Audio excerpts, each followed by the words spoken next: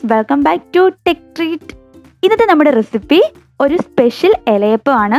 നമ്മൾ സാധാരണ തയ്യാറാക്കുന്ന ഇലയപ്പത്തിൽ നിന്നും വ്യത്യാസമായിട്ട് നേന്ത്രപ്പഴം ഉപയോഗിച്ചാണ് ഞാൻ ഈ ഇലയപ്പം തയ്യാറാക്കുന്നത്. നല്ല ടേസ്റ്റാണ് ഇതിന്. നമുക്ക് എങ്ങനെ തയ്യാറാക്കുന്നതെന്ന് നോക്കാം. അതിനു മുമ്പ് ആദ്യമായിട്ടാണ് നിങ്ങൾ എൻ്റെ ചാനൽ കാണുന്നതെങ്കിൽ മറക്കാതെ ഒന്ന് സബ്സ്ക്രൈബ് ചെയ്യണം, മാക്സിമം ഷെയർ ചെയ്യണം, അപ്പോൾ ആ സൈഡിൽ കാണുന്ന ബെല്ലൈക്കൺ കൂടി ക്ലിക്ക് ചെയ്യണം. അപ്പോൾ നമുക്ക് നേരെ നമ്മുടെ വീഡിയോയിലേക്ക് പോവാം.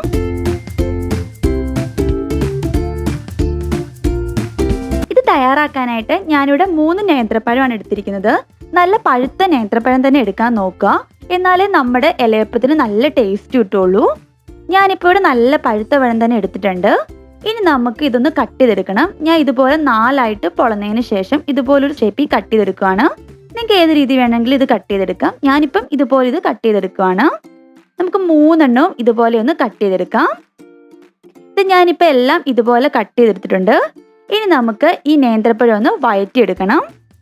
അതിനായിട്ട് ഇതുപോലൊരു ചീനിച്ചട്ടിയിലേക്ക് 1 സ്പൂൺ നെയ്യ് ഇട്ട് കൊടുക്കാം. നിങ്ങൾക്ക് നെയ്ക്ക് പകരം ഓയിൽ വേണമെങ്കിലും ഇത് ചെയ്തെടുക്കാം. പക്ഷേ നെയ്യിൽ ചെയ്യുമ്പോഴാണ് നല്ലൊരു ടേസ്റ്റ് കിട്ടുന്നത്. ഏത്തപ്പഴം നെയ്യിൽ വഴറ്റിയെടുക്കുമ്പോൾ നല്ലൊരു ടേസ്റ്റാണ്. അപ്പോൾ നമ്മുടെ ഇലയപ്പത്തിന് നന്നായിട്ട് ആ ടേസ്റ്റ് കിട്ടും.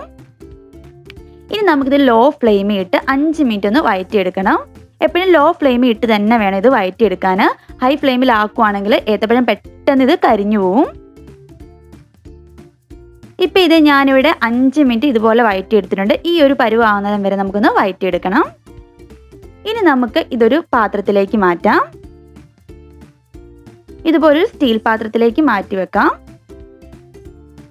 ഇനി ഇതിൻ്റെ ചൂടൊന്ന് ആറിയതിന് ശേഷം നമുക്ക് മിക്സിയിലിട്ടൊന്ന് അരച്ചെടുക്കണം. ഒരു മിക്സിയുടെ ജാറിലേക്ക് ഇട്ടതിന് ശേഷം ഇത് നന്നായിട്ട് നമുക്കൊന്ന് അരച്ചെടുക്കാം. ഇത് ഞാനിപ്പോൾ നന്നായിട്ട് ഇത് അരച്ചെടുത്തിട്ടുണ്ട്. ഇത് കണ്ടില്ലേ, ഇതുപോലെ വേണം അരച്ചെടുക്കാൻ. ഇനി നമുക്കിതിലേക്ക് വേണ്ടത് ശർക്കരയാണ്. ഞാനിവിടെ ഒരു വലിയ ശർക്കര ഇതുപോലെ ചീകി എടുത്തിട്ടുണ്ട് ചെറുതായിട്ട്. ഇനി നമുക്കൊന്ന് പാനിയാക്കി എടുക്കണം. ഞാൻ ഇവിടെ ഇതുപോലെ ശർക്കര പാനി തയ്യാറാക്കി എടുത്തിട്ടുണ്ട്. ഇനി നമുക്കൊന്ന് മാറ്റി വെക്കാം. നമ്മൾ നേരത്തെ അരച്ച് വെച്ച നേന്ത്രപ്പഴം ഒന്നും കൂടി ചീനിച്ചട്ടിയിലിട്ട് നെയ്ക്കകത്തിട്ട് ഒന്നും കൂടി ഒന്ന് വഴറ്റിയെടുക്കണം. നമുക്ക് ഒരു 2 മിനിറ്റും കൂടി നന്നായിട്ടൊന്ന് വഴറ്റിയെടുക്കാം. കണ്ടിന്യൂസ് ആയിട്ടൊന്ന് ഇളക്കി കൊടുത്തുകൊണ്ടിരിക്കണം, അല്ലെങ്കിൽ ഇതിൻ്റെ അടിയിൽ പിടിക്കും.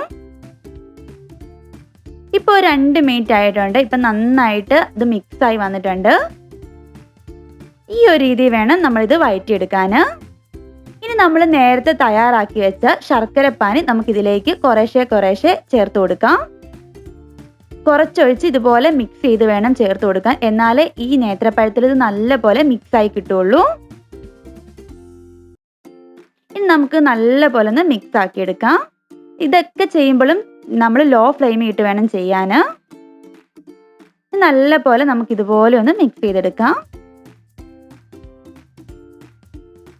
ഒരു 2-3 മിനിറ്റ് ഇതുപോലെ ഒന്ന് മിക്സ് ചെയ്തെടുക്കാം.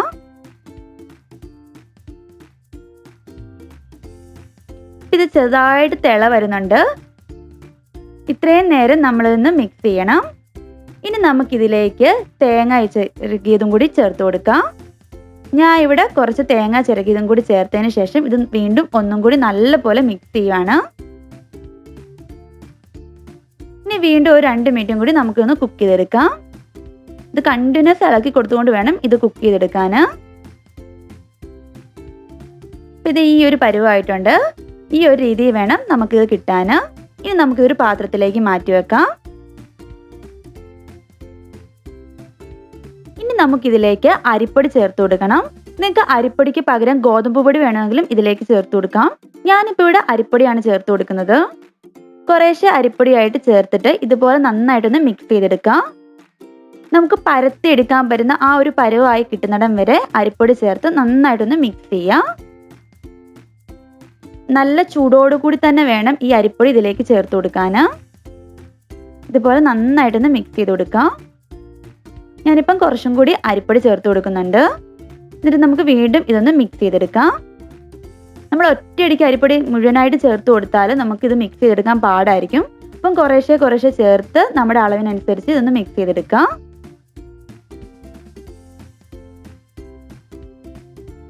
ഇപ്പം ഞാനിത് മിക്സ് ചെയ്ത് ഈ ഒരു പരുവാക്കിയിട്ടുണ്ട്.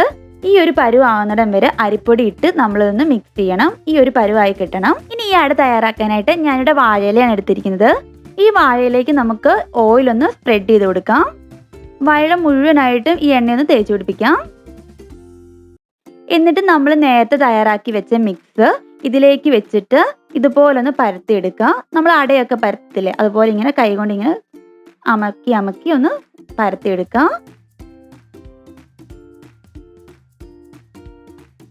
കണ്ടില്ലേ, ഇതുപോലെ ഒന്ന് ആക്കിയെടുക്കണം.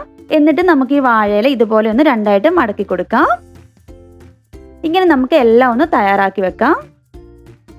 ഇപ്പം ഞാൻ എല്ലാം ഇതുപോലെ തയ്യാറാക്കി എടുത്തിട്ടുണ്ട്. ഇനി നമുക്കിത് വേവിച്ചെടുക്കാൻ വേണ്ടി ഇതുപോലൊരു അപ്പച്ചെമ്പിലേക്ക് നമുക്കിത് ഓരോന്ന് വെച്ചു കൊടുക്കാം. എന്നിട്ട് ഇത് അടച്ചു വെച്ച് ഒരു 20 മിനിറ്റ് നമുക്ക് ഒന്ന് വേവിച്ചെടുക്കാം.